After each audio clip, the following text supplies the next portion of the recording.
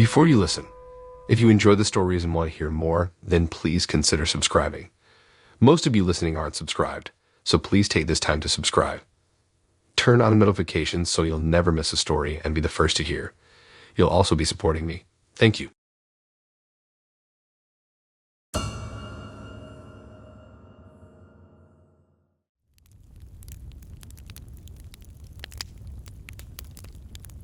I was so excited to finally take a weekend getaway to the countryside. I had found a cute little cabin on Airbnb that looked absolutely perfect, rustic and cozy, but still comfortable. The host had great reviews, so I booked it without any hesitation, just needing an escape from my stressful city life. The drive there was so peaceful and serene. I rolled the windows down and enjoyed the fresh air. I couldn't wait to spend 2 whole days relaxing in nature, reading by the fireplace, and hiking the nearby trails. It was going to be bliss. When I pulled up to the cabin, I immediately felt disappointed. The yard was completely overgrown with weeds and tall grass. The exterior paint was peeling and faded. It looked nothing like the charming photos online. I hesitated before getting out of the car, but convinced myself it was probably still nice inside. I dragged my suitcase up to the front door. As soon as I stepped inside, I knew I had made a mistake. There was a thick layer of dust everywhere. All of the furniture was old, dirty, and tattered. Dishes were piled up in the sink and ants crawled across the countertops. The place clearly hadn't been cleaned in ages. My heart sank. Within seconds, I felt that familiar tingle in my throat and my eyes starting watering. The early signs of an allergic reaction. I'm severely allergic to dust mites and mold, which this cabin obviously had in abundance. I quickly pulled out my phone to message the host and ask for a refund. No response. I nervously waited almost an hour, trying my best not to touch anything inside the filthy cabin. I could already feel my throat getting tighter. My head felt foggy and I was struggling to breathe. This was bad. In a panic, I called the host only to reach his voicemail. Completely out of options, I quickly threw my belongings back into my suitcase and headed for the front door. Just as I reached for the handle, an old pickup truck came barreling up the driveway. A disheveled, angry-looking man got out and started stomping towards me, screaming about trespassing on his property. I tried to explain that I was an Airbnb guest, but he didn't seem to care or even believe me. He got right in my face and yelled at me to leave immediately. I pointed out my swollen red eyes and raspy voice, describing my severe allergic reaction, but he just called me a liar, insisting it was all in my head. As he continued his angry tirade, I felt my tongue swelling rapidly in my mouth. I could hardly breathe at all at this point. I begged him to let me call the cops or drive me to a hospital. He refused, claiming I was trying to scam him. He became more belligerent, blocking me from leaving the cabin. As I cried and gasped for breath, he kept screaming insults in my face. I truly thought I was going to die right there. Finally, he stormed off the property and returned with a rake which he waved threateningly, forcing me to stumble to my car. My whole body was covered in hives. My face and tongue were so swollen I could hardly see or walk properly. I sped away down the gravel road, drifting across the yellow line in my disoriented state. By the time I reached the rural hospital 20 minutes away, my throat had constricted so much I couldn't even speak.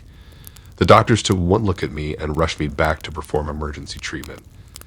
They gave me a shot of epinephrine and started an IV drip of steroids. Apparently, I had arrived just in time.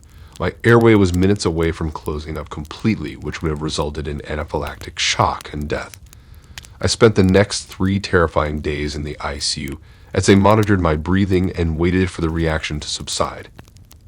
I later found out from the local sheriff that the real Airbnb host was out of town on vacation. Her schizophrenic brother had been staying at the property without her knowledge and had a long history of violent delusional episodes. I shudder to think what could have happened if I hadn't escaped when I did. Needless to say, I am now extremely cautious when booking an Airbnb.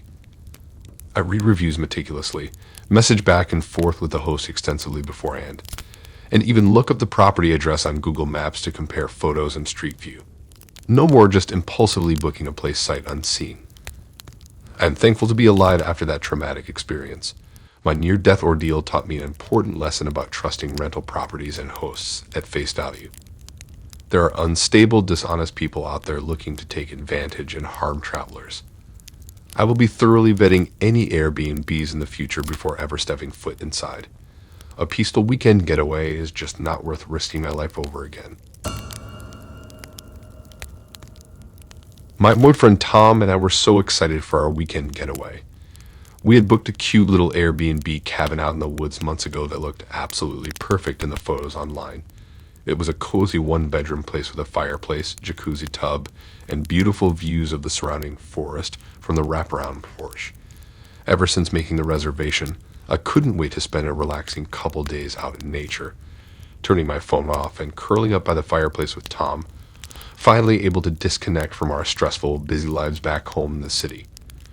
When we pulled up to the cabin late Friday afternoon, I remember thinking how even more charming it looked in person than in the photos, all woodsy and secluded, nestled amongst tall evergreen trees. The owner, an older man named Gerald, greeted us warmly and gave us a quick tour of the place before handing over the keys. At first glance, everything seemed clean, if a little bit outdated decor-wise with its classic plaid sofas and antique-looking oil lamps. But we didn't mind the retro, rustic vibe at all. We thought it added to the authentic cabin charm and would make for great photos. That first evening we got settled in, unpacked our bags, popped open a bottle of wine, and made a nice dinner in the cozy little kitchen with ingredients we had picked up from the market in town. Afterwards, with our wine glasses in hand, we decided to take an after-dinner stroll along the path leading into the woods beyond the backyard. The narrow dirt trail was lined with towers of tall pines that cast long, eerie shadows as the last light faded from the sky. A nearly full moon illuminated our walk enough to see the path ahead. Besides the sounds of crickets and the occasional owl, the forest was quiet and still. Though it felt perfectly peaceful and safe out there together, we headed back when it got too dark to see. Back inside with the doors locked, we switched on the antique lamps and got ready for bed. As I stood brushing my teeth in the quaint bathroom, I paused and looked around. Something seemed amiss. I realized my toiletry bag was no longer sitting on the bathroom counter where I had left it earlier.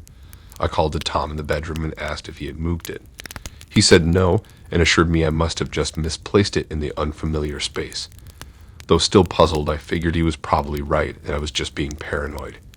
We were both exhausted from the drive up, so I tried not to stress about it and climbed into the comfy bed with Tom. The next morning, however, I awoke feeling deeply unsettled. My laptop was missing from my bag beside the bed. I shook Tom awake, insisting someone had come into our cabin and taken it during the night. Now fully alert, Tom slowly realized a few of his belongings. His watch, a pocket knife, and some cash he left on the counter had also mysteriously vanished. We scoured every inch of the small cabin looking for our missing items, but they were nowhere to be found. Very creeped out, we decided to go into the nearby town for breakfast and formulate a plan. I wanted to immediately alert Gerald and just get out of there, but Tom ultimately convinced me to give it one more night since we already paid for 2. He suggested we set up a hidden camera to try and catch the intruder in the act.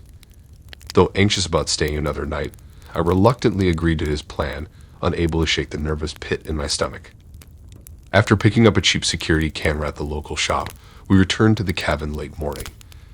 Tom carefully set it up on a high shelf facing the living room area, hiding the camera lens between some books. We avoided leaving any valuable belongings out in the open and kept nervously checking the footage every hour while pretending to lounge around reading and watching TV. For hours, nothing else happened. No motion detected. As the day wore on, we started to feel ridiculous. Maybe we had just misplaced the items ourselves in the unfamiliar space. Finally, around midnight, exhausted and agreeing a break-in seemed very unlikely, we decided to head to bed. But around 2 a.m. I awoke needing to use the bathroom. As I quietly crept across the dark cabin, I suddenly remembered the camera. On my way back to bed, I pulled out my phone and loaded up the app to check. My heart dropped. In the glow of the screen, I could see a hunched figure rummaging through our things with his back to the camera. I tried to stifle a scream as I shook Tom awake, gesturing for him to be quiet and look at the screen. There we watched in silent horror as the shadowy figure slowly picked up each item. Tom's book, my hairbrush, the cabin's box of matches, examining it closely in the moonlight pouring through the windows. He seemed to find some twisted satisfaction in using our belongings, like trophies from his nighttime exploits. When the gaunt intruder suddenly looked right into the camera lens, Tom and I gasped out loud before clasping hands over our mouths. But the damage was done. An eerie smile slowly spread across the man's pale face as he stared directly at us through the screen. He then abruptly ripped the camera off its shelf. The screen went black. Hand shaking, I immediately called the police while Tom kept watch beside the front door with a fire poker, just in case. But when the police arrived 20 agonizing minutes later, they said there was no sign of any break-in or intruder on the property. The cabin was deserted and undisturbed again. They took our statement but said there was very little evidence to go on, and the perpetrator was likely already long gone. Terrified he might still be somewhere outside watching us, we waited anxiously until dawn, then packed up the car and headed for the ferry dock at first light. I tried calling Gerald several times, but never got an answer. I even left an urgent voicemail begging for a refund or some kind of help after the chilling violation of privacy we'd experienced, but he never responded. The whole traumatic experience left us feeling incredibly violated, paranoid, and upset. I still get chills remembering the way that gaunt figure smiled at us, like he was playing some twisted game for his own amusement. The police surmised he must have had a copy of the key, but Gerald denied this adamantly the one time we eventually reached him days later. I hope he got whatever sick thrill he was after that night, and I hope the police eventually catch him before he disturbs anyone else's vacation again. Our romantic weekend turned into a true nightmare we'll certainly never forget.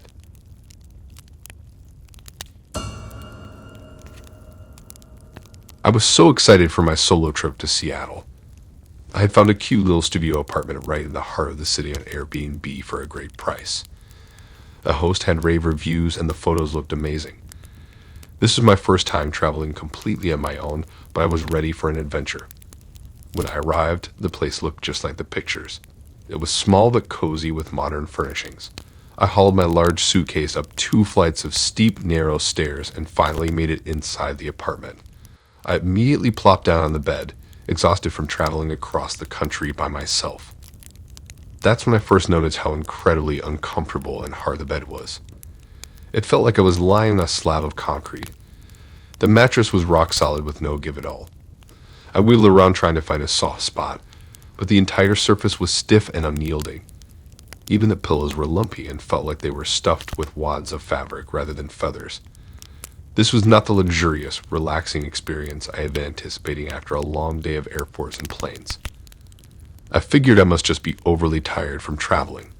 I decided to try to ignore the rigid mattress and get some rest before exploring the city the next day. But as soon as I lay down to sleep, the uncomfortableness was impossible to overlook.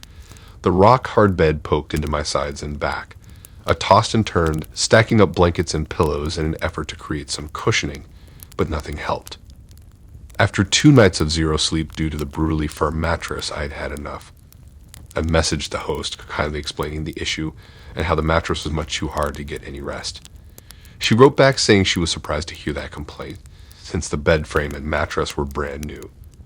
She said no one had ever mentioned finding the bed uncomfortable before, and suggested I try adjusting the blankets and pillows to make it softer.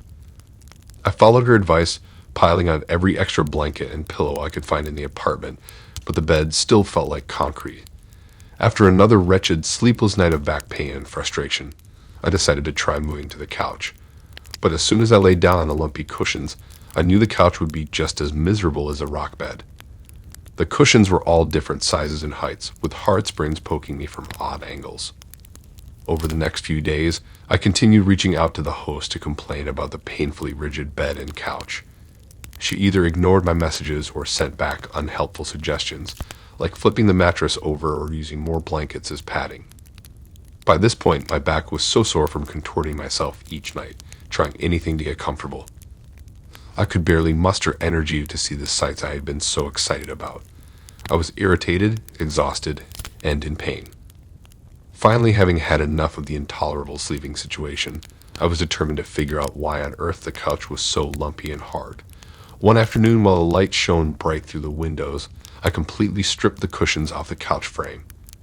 As I lifted one of the loose cushions up, I stumbled backwards in horror. Hidden inside the couch was a decomposing human corpse. I lost my balance and toppled to the floor, hand clasped over my mouth in utter shock and disbelief. There, curled up in the cavity of the couch, was the remains of what appeared to be an adult male body.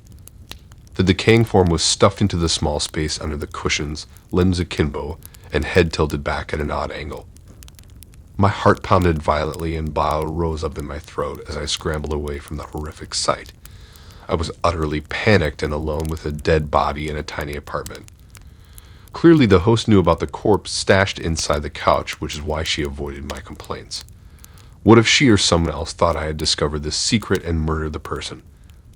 I had no idea how they died or how long they had been decomposing there. My mind was racing a mile a minute, feeling completely disoriented and terrified. I felt like I couldn't breathe, like the walls were closing in on me. Without thinking, I lunged for my suitcase and laptop bag and sprinted toward the door. I rushed down the narrow stairs, stumbling twice in my panic. I didn't even pause to lock the apartment door before fleeing the building. My hands shook as I somehow managed to hail a cab and direct it toward the airport. I kept scanning the sidewalks, certain I was being watched or followed. The cab driver gave me strange looks when I insisted we couldn't stop anywhere along the way. I tried to calm my erratic breathing and appear composed, but inside I was freaking out. The panic continued mounting during my frazzled attempts to get a standby seat on the next flight home. By some miracle, I succeeded and then spent the entire 6-hour journey jittery and hyper-vigilant, convinced someone had discovered my escape and would be tracking me down. Exhausted yet wired on adrenaline, I arrived home barely remembering the trip back. I promptly collapsed into my own bed, enormously thankful to feel the comforting give of the memory foam mattress. After sleeping deeply for over 12 hours straight, I finally felt settled enough to call Airbnb and report the horrific discovery. The customer service rep was shocked and deeply concerned by my account of the decaying corpse. They apologized profusely, saying this was an unprecedented situation never reported before. They'd assured me the listing would be permanently deleted and the host banned from the site. Airbnb even agreed to refund my trip in full and offered me credits for a free stay in the future. I declined the credits, too rattled to ever risk using Airbnb again. I couldn't stop thinking about the poor dead man stuffed inside that couch. How long had he been there? Who was he and how did he die? Was it an accidental overdose? A murder? It haunted me realizing I'd been sleeping right above a corpse all week. Now I get anxious just considering solo travel or accommodations without a hotel staff on site. That chilling discovery in Seattle proved you truly never know the horrors that could lurk inside a charming rental. These days I only stay in chain hotels and insist on a room between the 3rd and 6th floors. I still triple check under the bed and in closets, not fully able to shake the lingering unease from my trip.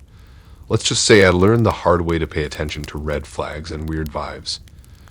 Ignoring your gut instinct can have terrifying consequences while traveling alone.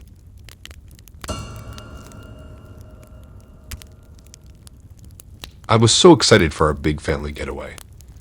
We had rented this large cabin in the mountains that was big enough to fit all of us. My husband, our 3 kids, my parents, and my 2 sisters and their families. 15 of us total, but this 5-bedroom cabin could handle it no problem. Or so we thought. The pictures online showed a beautiful rustic cabin with huge windows overlooking the valley. It seemed perfect for our holiday gathering. When we arrived, I have to admit I was a bit disappointed. The place wasn't quite as nice as it looked online. The windows were grimy, the furniture was worn, and there was a musty smell throughout, but we tried to make the best of it. On the first day, as we were moving our suitcases into the bedrooms, my son accidentally knocked over and broke a cheap bedside lamp. No big deal, I thought. These things happen. I found a broom and swept up the pieces to throw away. Later that afternoon, my niece and nephew were playing tag and bumped into the wobbly dining table, causing it to fall over and break 2 of the legs. Again, frustrating but not the end of the world. Kids will be kids. That evening after dinner, as I was rinsing dishes in the sink, I bumped a wine glass which fell and shattered.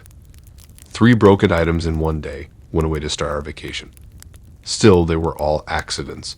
I figured we would let the host know, offer to replace the damaged items, and move on with our trip. But when I informed the host of the damages, his response was shocking. He became immediately angry, calling me irresponsible and threatening to charge us for the expensive antique lamp and custom handcrafted table. I tried to explain they were clearly cheap items from a department store, but he wouldn't listen. He went on a tirade about how we had wrecked his precious cabin and furnishings. I offered to just pay to replace the damaged items, but he refused, insisting the lamp alone was worth $2,000 and the table $5,000. I was stunned. There was no way those items were antique or custom anything. The lamp was from Target and the table from IKEA at best. Was this guy trying to scam us? As the conversation went on, he became more and more aggressive, demanding we pay $10,000 in cash to replace the priceless artifacts we had ruined. He threatened to call the police or even come to the cabin himself. I started looking around more closely at the other furnishings. The Persian rug was a cheap knockoff. The original artwork was mass-produced decor prints in chipped frames. Even the so-called marble countertops were obviously fought. It hit me that this guy ran an elaborate scam, luring in unsuspecting renters with nice photos, then overcharging them crazy amounts for incidental damage to worthless items. He was trying to extort money from us by pretending this place was full of valuables when it was just a rundown cabin with junky furniture. No wonder he became so irrationally angry about a few broken items. He saw dollar signs. I told the host we would not be paying as the damages were accidental and the items worth mere pennies. After a few more threatening tirades from him, I contacted Airbnb to report the scam. They were shockingly unhelpful, apologizing but saying there was nothing they could do. So we spent the rest of our trip nervously awaiting this unstable scammer to show up. We kept the doors locked and barely left the cabin. It really ruined what was supposed to be a wonderful family vacation. I will never use Airbnb again after this nightmare. We escaped without paying the crazy demands, but it was still an ordeal I never want to repeat. Beware the Airbnb rental scams out there. All is not as it seems. Do your research thoroughly before booking. I learned that lesson the hard way. Our family trip will forever be remembered as a holiday we spent cowering in a rundown mountain cabin from an Airbnb host from hell. As I look back on the trip now, I can't help but think about all the warning signs that I missed when booking the place. The listing seemed almost too good to be true. A huge luxury cabin with top-of-the-line everything at a bargain price. I was so focused on getting a big enough place for our huge family that I didn't pay attention to the little details that seemed off. The communication with the host should have been a big red flag in retrospect. His responses to my booking questions were vague and sometimes combative. When I asked for more details about the bedrooms or amenities, he seemed annoyed and told me I was asking too many questions. He rushed me to complete the booking before I had a chance to sleep on it or do more research. Another thing I should have noticed was the lack of reviews on the listing. It claimed to have been a rental property for years, yet there were no guest reviews at all. That's extremely odd and seems like an obvious sign of a scam in hindsight. I guess I just really wanted to believe we had found this perfect cabin for our family trip. The host also required the full payment up front instead of the standard 50% deposit most Airbnb hosts require. That's tricky because it means even if you realize upon arrival that the rental is a bust, you are out all that money already. We ended up being out thousands of dollars for the worst trip ever. My husband said he had a weird feeling when we pulled up to the cabin for the first time. It looked run down and neglected, not at all like the beautiful interior pictures. But I convinced him it would be fine once we got settled. I so wish I had listened to his intuition. We could have turned around and found another place right then, losing only our deposit instead of our whole vacation. I'm normally such a shrewd person, always on the lookout for scams and schemes. I guess this time I let my imagination and wishful thinking override my common sense. If a deal seems too good to be true, it almost always is, as cliché as that saying may be. I really learned that lesson the hardest possible way. I'm just grateful nothing worse happened and we got out of there mostly unscathed. Others may not be so lucky with shady rental scams. For our next family trip, I will be the most skeptical and thorough researcher when it comes to booking accommodations. Fool me once, shame on you. Fool me twice, shame on me. I won't let wishful thinking put my family in another perilous rental situation ever again.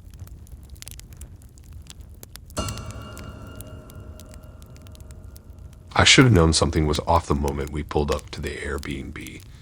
The house was set back from the road, hidden behind overgrown trees and bushes. A chill ran down my spine as we approached the front door, our excitement for the weekend getaway starting to wane. My friend Jamie Tina, and Ethan didn't seem to notice anything amiss.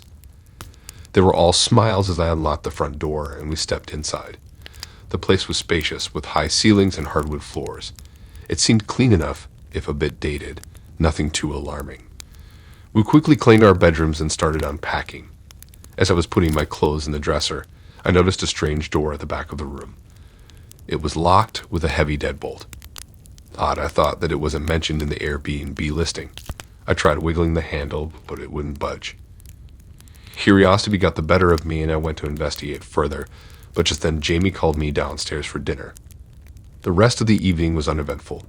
We grilled burgers on the back patio, drank beers, and laughed about work and our relationships. I tried to push the mysterious locked door out of my mind, but it nagged at me. Why wouldn't the host have disclosed that in the rental details? Later that night, as I was getting ready for bed, I heard a strange noise coming from the basement. It sounded almost like scratching or something dragging across the floor. My heart started racing as I slowly made my way to the top of the basement stairs, straining to hear more. The noise had stopped. I strained to see in the darkness, but it was impossible to make out anything down there. I crept back to my room, too freaked out to investigate further. The next morning, I brought up the locked door and basement noises to the others over breakfast. Ethan didn't seem too concerned, saying the owner was probably just storing some extra junk down there. Tina, on the other hand, got a worried look on her face. "Do you think we should call the owner and ask about it?" she asked. I shrugged. "I don't know. Maybe it's nothing, but it is kind of weird they didn't mention it." In the end, we decided not to bother the host. We were here to have fun and didn't want to cause any trouble. We spent the day exploring the surrounding area, hiking, checking out some local shops and restaurants. By the time we got back, we were all tired and ready to relax. As I was getting ready for bed that night, I heard the scratching noise again, this time much louder. I froze, straining to listen. It was definitely coming from the basement. Without thinking, I crept out of my room and made my way to the top of the stairs, peering down into the darkness. Something was down there, shuffling around. I strained to make out any shapes, but it was too dark to see anything clearly. Suddenly, a bright light flashed on, momentarily blinding me. I stumbled backwards, my heart pounding. At the bottom of the stairs stood a figure, a woman, pale and gaunt, with wild, unkempt hair. She was holding a flashlight, glaring up at me. "What are you doing down here?" she hissed. I stammered, unable to form a coherent response. Before I could react, she started quickly climbing the stairs towards me. I turned and ran back to my room, slamming the door behind me. I could hear her footsteps getting closer, then the sound of the door handle rattling as she tried to get in. I stood frozen, pressed against the door, listening to her muttering and cursing on the other side. After what felt like an eternity, the noises stopped. I waited, heart pounding, until I finally heard her retreating back down the hall. I didn't sleep a wink that night. Every time I closed my eyes, I saw that woman's haunting, sunken face. In the morning, I told the others what had happened. They were all shaken, but Tina in particular seemed terrified. "We need to get out of here," she said, her voice trembling. That woman, she seemed unhinged. "I don't feel safe staying here another night." We quickly packed up our things and headed for the door. As we were leaving, I noticed the strange locked door was now wide open, a set of rickety stairs leading down into darkness. I shuddered, hurrying the others out before that woman could reappear. We drove straight home, not uttering a word the entire way. I still don't know what was going on in that house or who that woman was. Part of me is tempted to look up the property online to see if there are any news reports or rumors about it, but a bigger part of me never wants to think about that place again. All I know is I'll never stay in an Airbnb without thoroughly researching the property first. Some secrets are better left undiscovered. My girlfriend and I were so excited for our weekend getaway. We booked this cute little apartment right in the heart of the city through Airbnb. The photos online showed a cozy living room, a tiny kitchenette, and a bedroom with exposed brick walls. It looked perfect for a romantic weekend for two. When we arrived on Friday afternoon, the apartment was just as cute as it seemed online. The decor was modern with pops of turquoise and orange pillows that made it feel homey. We rolled our suitcases into the living room and took a quick tour of the place. The kitchen was stocked with cooking essentials like pots, pans, and utensils. The bedroom had fresh white sheets and fluffy pillows just calling our names after a long day of travel. After checking out the apartment, we freshened up and headed out to do some sightseeing. We hit up a few museums, snapped photos in front of the historical buildings, and grabbed a quick falafel lunch at a cafe downtown. By dinner time, we were exhausted from walking all day. We stopped at the grocery store on the way back to the apartment and picked up ingredients to make a simple pasta dinner. When we got back to the Airbnb, I started boiling water for the pasta while my girlfriend opened a bottle of red wine. We were chatting and laughing about the fun day we had, excited to relax after all that time on our feet. Once the food was ready, we piled our plates high with linguine and clinked our glasses in a cheers to the weekend. That's when things started to feel off. As I was twirling my pasta, I noticed a tiny hole in the wall across from the kitchen table. It was small enough that I probably wouldn't have even seen it if I wasn't sitting there staring right at that spot. I got up from the table to take a closer look, and that's when I saw it, a camera lens hiding inside that tiny hole. My heart dropped into my stomach. Frantically looking around the rest of the apartment, I noticed another minuscule hole in the bedroom wall, barely noticeable unless you were really looking. I rushed into the bedroom and found another hidden camera angled right at the bed. My hands started shaking and my mind was racing. My girlfriend saw the panic on my face and came into the bedroom. When I stuttered out an explanation about the cameras I found, her face went pale. We stood there in silence for a minute, letting it sink in that we were being watched. In the bedroom and the living room, someone had a full view of our intimate weekend getaway. We felt so violated, realizing that from the moment we stepped into the Airbnb, everything was being recorded. We decided we had to get out of that apartment immediately. We gathered our things as quickly as our hands would allow, threw everything haphazardly into our suitcases, and bolted out the door. I felt sick to my stomach realizing someone had watched us laugh and dance around as we cooked dinner together just minutes ago. Once we got into the safety of our car, we pulled up hotels nearby and booked the first one we found with vacancies. We barely spoke on the drive over, both still in shocked silence processing it all. The hotel was outdated and dingy, nothing compared to the cute Airbnb, but we didn't care. We just wanted to get out of public and try to wrap our heads around what had happened. After checking into the hotel and making sure the room was camera-free, I sat on the edge of the bed and called Airbnb. The representative was shocked and apologetic. They said they would launch an investigation immediately and assured me they would issue a full refund. I could hear the surprise in their voice when I described the hidden cameras. This was not normal protocol for their hosts. I also called the local police department to file a report. The officer I spoke with was very concerned and said he would send someone first thing in the morning to further investigate the apartment. He instructed me not to touch anything else or remove anything from the premises. I knew I wouldn't be going back there anyway. Over the next few days, I corresponded with the Airbnb representative via phone and email. They confirmed that the host did indeed have hidden cameras installed throughout the apartment, not just the two that I had found. I felt nauseous realizing this stranger had footage of us in the bathroom, getting dressed, having intimate moments in bed. The Airbnb rep said the host claimed the cameras were for security purposes only, but obviously that was a blatant lie. The footage could be leaked, sold, or used for anything nefarious. Thankfully, Airbnb banned the host indefinitely, but the damage was already done. I worried this footage could end up posted online somewhere. The police were now investigating the host for unlawful surveillance and invasion of privacy. I was told I needed to be prepared to come in and provide an official statement if it went to court. The whole traumatic experience was so disturbing it completely turned me off from ever using Airbnb again. I used to love the uniqueness of staying in real homes instead of generic hotels. But now all I could think about was some creep watching the private footage of our weekend, leering at things that were only meant for us. I felt so angry and violated. We should have felt safe, secure, and comfortable in that homey apartment. Instead, we were unknowingly put in such a vulnerable position. What was meant to be a romantic weekend of quality time together was tainted by this massive invasion of privacy. I'm trying not to let it make me paranoid, but I get uncomfortable and uneasy even staying at hotels now. Just the thought that someone could be recording me in my most intimate and private moments against my consent definitively left me scarred. But I'm hopeful that with time, counseling, and the support of my girlfriend, this anxious feeling will fade. For now, hotels might not have the same charm or coziness as an Airbnb, but at least I can be confident that it's just me and my girlfriend behind closed doors. Our next weekend getaway will be all about making new special memories to help replace the dark cloud left hanging over us after that Airbnb stay. But I know the road to feeling totally relaxed again will be long. The sense of security I lost after discovering those cameras will have to be rebuilt one baby step at a time.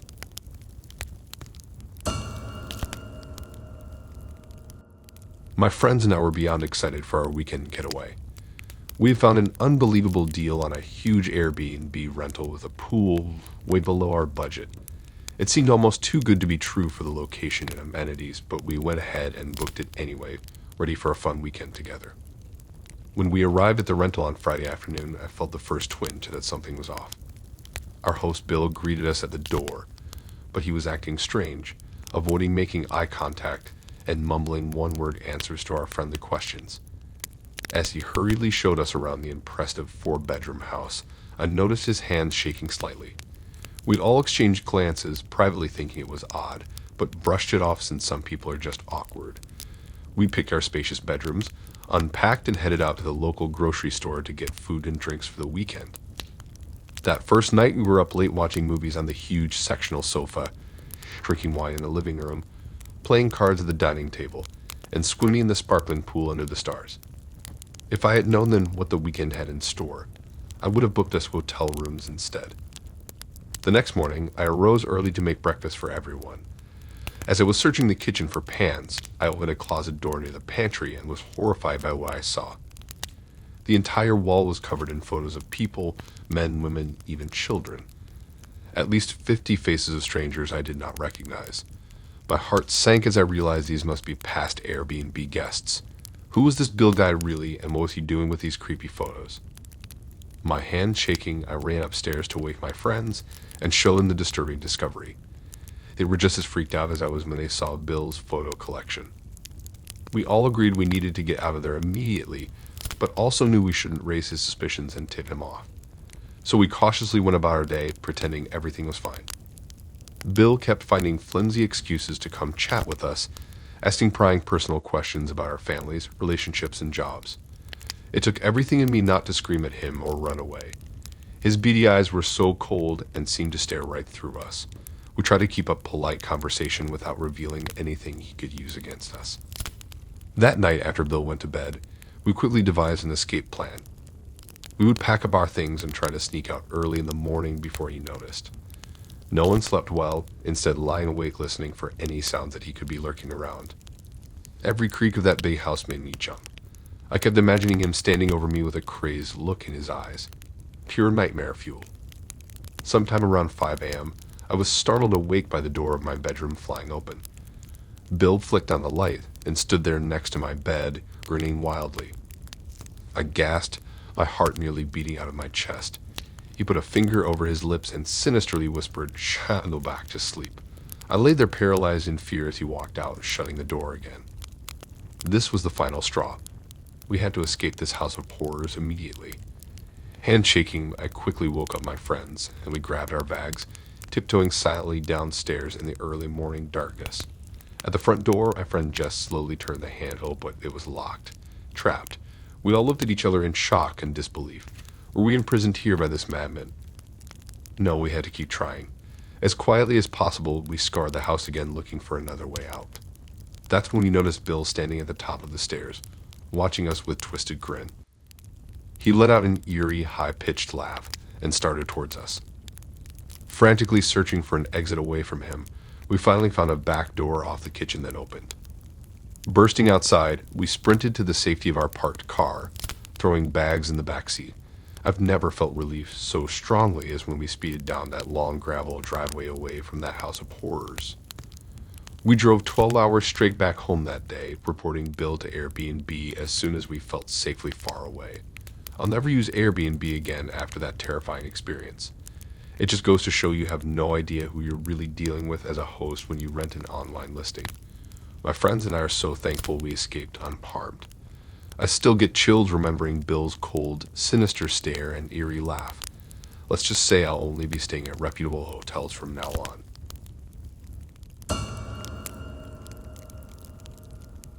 My boyfriend Tim and I were so excited for our romantic weekend getaway. We booked this cute little cabin in the woods on Airbnb. It looked perfect in the photos online. Woodsy but still modern, with a cozy fireplace and big windows overlooking the trees. It seemed like the ideal place to curl up together and reconnect away from our busy lives in the city. When we arrived Friday afternoon, the property was just as charming as it appeared in the listing. The cabin was tucked away down a long gravel driveway, secluded and serene. Our host, an older man named Donald, greeted us when we pulled up. He seemed a little odd, quiet, and awkward, but friendly enough as he showed us around the cabin. That first evening, Tim got a fire going while I made us dinner in the cottage's quaint kitchen. I found some chicken and veggies in the fridge and whipped up a simple curry. As we ate at the small dining table, Tim told me about an annoying client at work while I vented about my awful boss. It felt so nice to chat openly and intimately with no distractions. After cleaning up, Tim and I cuddled by the cozy fireplace with a bottle of red wine I had brought from home. We talked dreamily about taking more weekend trips together, maybe even a vacation abroad next year. As the fire slowly died out, we headed to bed early, exhausted but happy after the long drive up. The next morning, we woke up refreshed and eager to explore the area. After a breakfast of coffee, fruit, and yogurt, we got dressed and ready to head out hiking on the trails that were advertised nearby. But when we went to leave, the front door was locked. Not just locked, it seemed barricaded somehow from the outside. Puzzled, we tried the back door and all the windows, sealed shut. We realized then the Wi-Fi and cell service were totally out too. Starting to freak out a little, Tim and I searched desperately for a way to escape or call for help. We found nothing. Then we heard Donald outside, humming to himself as he chopped wood. We banged on the doors and windows, screaming for him to let us out. He ignored us completely, acting as if nothing were amiss. It was only when we'd been trapped for hours that he finally sauntered over to peer through the window at us. When we begged to be set free, he just smiled and waved like holding us captive here was totally normal. That's when the nightmarish reality set in. We were being imprisoned by this psychopath. Over the next few days, Donald kept us locked inside, only coming in occasionally to drop off meager portions of bread, canned goods, and water. We pleaded with him to release us, but he'd just smirk and slink away again. He took obvious delight in having us as his prisoners and the power he held over us. Tim and I felt helpless, terrified of what this deranged loner had planned for us. We took turns keeping watch while the others slept, fearing Donald would sneak in to hurt us during the night. But he never did. It seemed he just wanted to isolate and torment us mentally. We searched every inch of that small cabin 100 times over for something. Anything to help us get out. No luck. But on the third day, in a dusty vent high on the living room wall, I spotted a tiny screwdriver that a previous guest must have left behind. It gave me an idea. That night, while we hoped Donald was asleep, Tim and I used that screwdriver to slowly, painstakingly unscrew the hinges from the back door. It was grueling work trying to be quiet while dismantling the heavy metal hinges. Our fingers cramped in blood as the hours dragged on. Just before dawn, we finally managed to pry the door free from the frame. We paused, listening for any sign that Donald had noticed. All was silent. Tim peered out into the dim morning light. It's clear, he whispered, "Let's go." As quietly as we could, we snuck outside to sweet freedom. The crisp air had never smelled so fresh. We didn't dare follow the long driveway for fear Donald would spot us, so we plunged into the woods. Thorns and branches tore at us as we ran blindly through the trees in our bare feet and pajamas. After what felt like miles, we came upon a road. We flagged down an elderly couple driving by who kindly allowed us to use their cell phone to call the police. Within the hour, cops swarmed the property and arrested Donald. We later learned he had a long history of luring guests to his remote cabin through Airbnb and holding them captive. We were just his latest victims in a string of murders spanning decades. But thankfully, due to quick thinking and action, we did not end up as just two more of his body count. That was absolutely the most terrifying experience of my life. Tim and I are now in therapy and a support group for victims of crimes to process the trauma. I still have nightmares about being back in that cabin, unable to escape. We both struggle with anxiety and paranoia now. But in some ways, surviving this horror has brought us closer than ever. We cherish every moment together. and we know firsthand how easily it can all be snatched away. I'm just grateful we both made it out alive when so many others didn't. Now I tell my story as a warning to others. You truly never know who you're dealing with when you read through sites like Airbnb. Do your research, trust your instincts, and think twice about secluded rentals with unfamiliar hosts. Tim and I learned that lesson the hard way, but it could have been so much worse. We're the lucky ones, even if we don't always feel that way. Thanks for listening in. If you like these stories and want to hear more, then please subscribe and like and support this new channel. We have more stories for you to listen to.